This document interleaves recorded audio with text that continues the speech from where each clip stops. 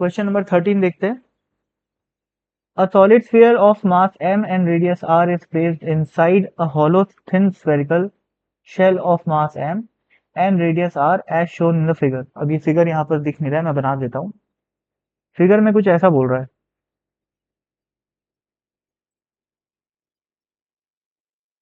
ये एक hollow sphere है और ये एक सॉलिड स्फीयर है। ठीक है, हॉलो स्फीयर का जो रेडियस है वो कैपिटल आर है, यानी कि यहाँ से लेकर यहाँ तक की जो डिस्टेंस है वो आर है, और जो सॉलिड स्फीयर है जो छोटा वाला है उसकी रेडियस दी हुई है स्मॉल आर, तो ये डिस्टेंस हो गई स्मॉल आर। और कैपिटल स्फीयर का मास, कैपिटल जो बड़ा वाला शेल है उसका मास दिया हुआ है m, और जो स्मॉलर स्फेरिकल सॉलिड स्फीयर है उसका मास दिया हुआ है स्मॉल m। और बोल रहा है कि अब ये क्वेश्चन में दिया हुआ है कि ये जो पॉइंट है ना ये दोनों आपस में टच कर रहे हैं इस पॉइंट से। ठीक है, आगे बढ़ते हैं question. A particle of mass m dash is placed on the line joining the two centers at a distance x from the point of contact of the sphere and the shell। जो line joining है दो centre, जैसे अगर मैं बात करूं तो this is the line joining the two centres, right. ये बड़े वाले स्फीयर का सेंटर यहाँ पर है, छोटे वाले स्फीयर का यहाँ सेंटर है, और ये जो पॉइंट दिख रहा है अपने को, ये वाला, ये क्या है, दोनों का पॉइंट जहां पर दोनों आपस में कांटेक्ट में है। इससे x दूरी पे हमें निकालना है magnitude of resultant gravitational force. अगर मैं इससे x दूरी पे एक पार्टिकल, छोटा पार्टिकल रख देता हूं जिसका मास m डैश है, सपोज यहां पर मैं एक पार्टिकल को रख दिया, ठीक है, m डैश का, यहां से लेकर यहां तक की दूरी क्या है x, तो इस पार्टिकल पे हमें क्या निकालना है, फोर्स निकालना है। अब इस पार्टिकल की पोजीशन तीन अलग अलग दे रखी है, ए बी सी पार्ट में। ठीक है, सबसे पहले क्या लिखा हुआ है, r की वैल्यू इज लेस देन, और x की value is less than r but greater than, sorry, x is greater than r but less than 2r। अच्छा, अब एक चीज और, कई बच्चों को कंफ्यूजन होता है कि सर हम x को यहाँ क्यों नहीं ले सकते नीचे की तरफ। तो एक्चुअल में इस क्वेश्चन में मेंशन करना चाहिए था कि हम लोग x जो है वो बड़े वाले स्फीयर के सेंटर की तरफ मेजर कर रहे हैं। ठीक है, क्योंकि यार अगर मैं x को बाहर तरफ लेता हूं ना तो फिर ये क्वेश्चन बहुत ही ज्यादा ऑब्वियस हो जाएगा। तो कॉमन सेंस भी यही कहता है कि पॉइंट जो है वो अंदर, मतलब ऊपर की तरफ लेना है x को, वरना फिर क्या होगा, तीनों पार्ट बिल्कुल आसान हो जाएगा। ठीक है, तो मैं क्या करूंगा, जो x है वो इसको उस इस साइड नापूंगा। सबसे पहले x की वैल्यू r से लेकर 2r के बीच में दी हुई है। ठीक है, r से लेकर 2r के बीच में x की वैल्यू दी हुई है, इसका मतलब क्या हुआ, स्मॉल r कितना है, ये स्मॉल r है, ये 2 इंटू स्मॉल r है, इन दोनों का बीच मतलब इस रीजन में कहीं पर अपना पार्टिकल रखा हुआ है, तो रख दो भाई, यहां पर रख दो। ठीक है, और ये वाली जो डिस्टेंस है ये अपने को दे रखी है x, तो इस पे फील्ड क्या होगी, इस पे फोर्स कितना होगा देख लेते हैं। ये पार्टिकल कौन सा है, m डैश है।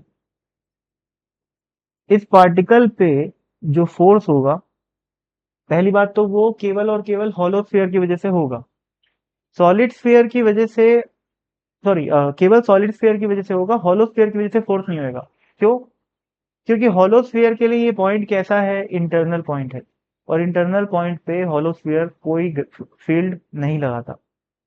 तो सॉलिड स्फीयर की अगर बात करूं तो सॉलिड स्फीयर के लिए भी इंटरनल पॉइंट है, डेफिनेटली इंटरनल है, लेकिन सॉलिड स्फीयर में क्या होता है कि अंदर के वाले पॉइंट में भी क्या होता है, इलेक्ट्रिक फील्ड होती है। ठीक है, इलेक्ट्रिक फील्ड क्या होती है, जी इंटू मास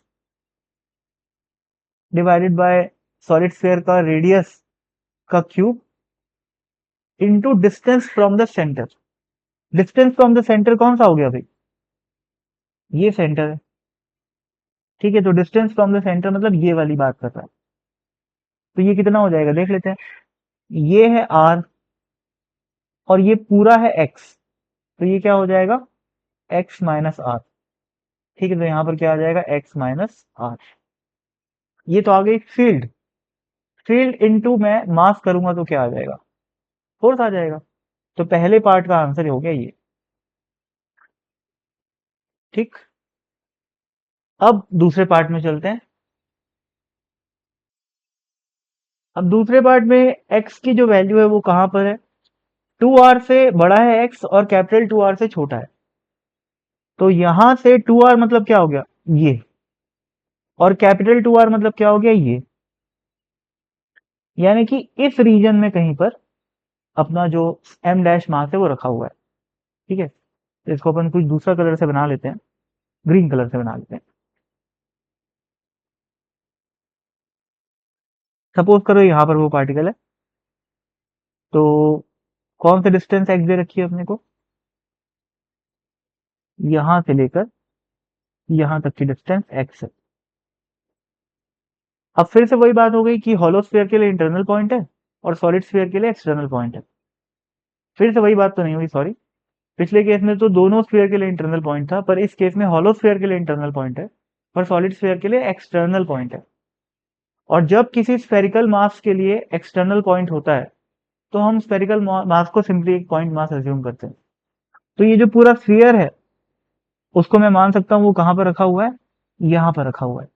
ठीक है, और यहां से लेकर यहां तक की जो डिस्टेंस है वो कितनी हो जाएगी, देखो भाई, ये टोटल है x, ये है r, तो ये वाली डिस्टेंस कितनी हो गई, x माइनस आर हो गई। ठीक, तो यहां मैं लिख देता हूं x minus are.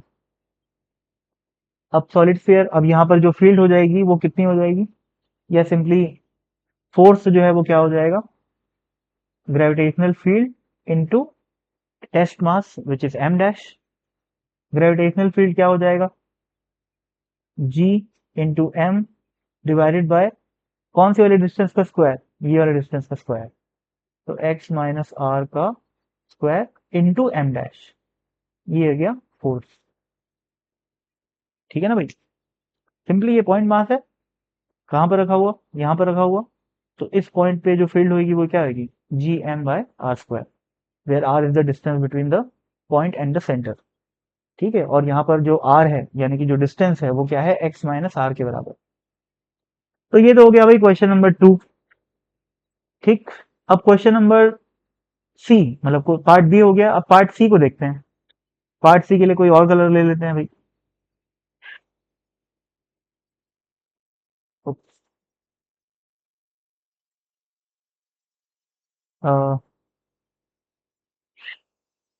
Green.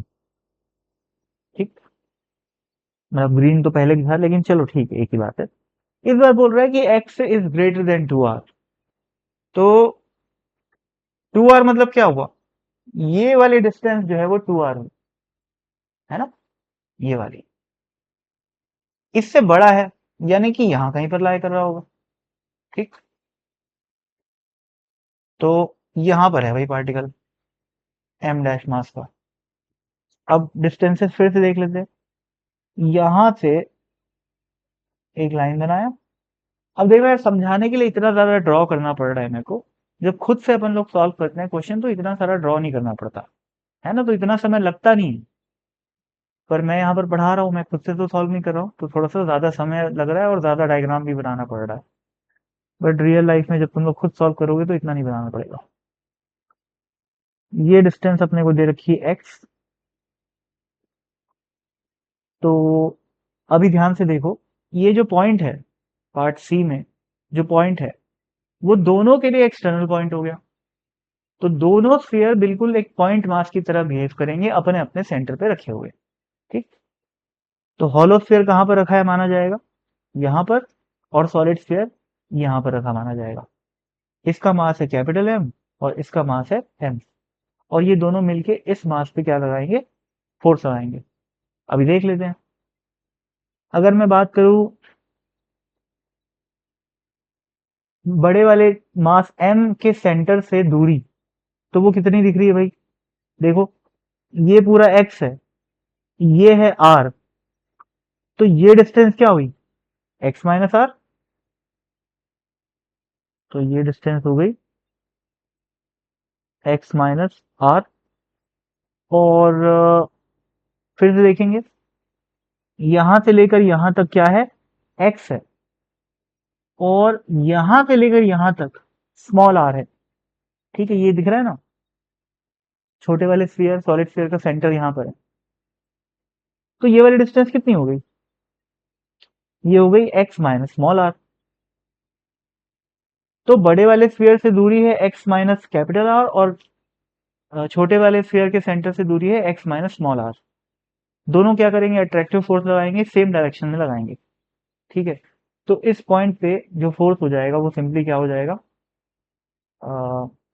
Ji into capital M divided by X minus R का होल स्क्वायर, ये आ गया इलेक्ट्रिक, ये आ गया ग्रेविटेशनल फील्ड ड्यू टू बड़ा वाला sphere, into M dash, plus छोटे वाले स्फीयर की वजह से G into M divided by X minus small R का स्क्वायर, ये आ गई फील्ड, इंटू एम डैश करेंगे तो क्या आ गया, फोर्स आ गया। तो net force is equal to this much. ठीक है, बस और क्या, खत्म हो गया क्वेश्चन।